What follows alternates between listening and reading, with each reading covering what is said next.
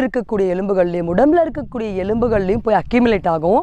அப்படி அக்யூமுலேட் ஆகிறதுதான் நமக்கு மூட்டில் ஏற்படக்கூடிய வீக்கமும் வலியும். அப்போ என்னதான் போய் நம்ம ஸ்கேன், எம்ஆர்ஐ ஸ்கேன் எடுத்து பார்க்கலாம், எக்ஸ்ரே எடுத்து பார்த்து மூட்டெலும்பு தேஞ்சு போச்சு, ஜவ்வு தேஞ்சு போச்சு, சைனோவியல் ஃப்ளூயிட் இல்லைன்னு எத்தனை காரணங்கள் சொன்னாலும் இவை எல்லாவற்றுக்குமான ஒரே தீர்வு அந்த கெட்ட நீர் அந்த எலும்புகள்ல இருந்து பிரித்து வெளியே எடுக்கப்பட வேண்டும். அங்கே போதுமான அளவு ரத்த ஓட்டம், ரத்த உற்பத்தி அங்கே நடக்கணும். ஸோ இதற்கான நேரான முறைகள் பற்றி தான் நம்ம இந்த பதிவில் பார்க்க போகிறோம்.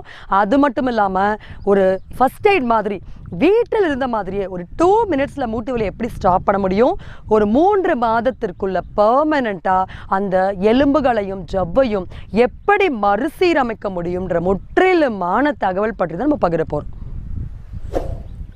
மூட்டு வலியை எந்த விதமான அறுவை சிகிச்சையுமே இல்லாமல் ஒரு 2 மினிட்ஸில் ஸ்டாப் பண்ண முடியுமா அப்படின்னா அது முடியும்னு அதற்கான வழிமுறைகளோடு நாம்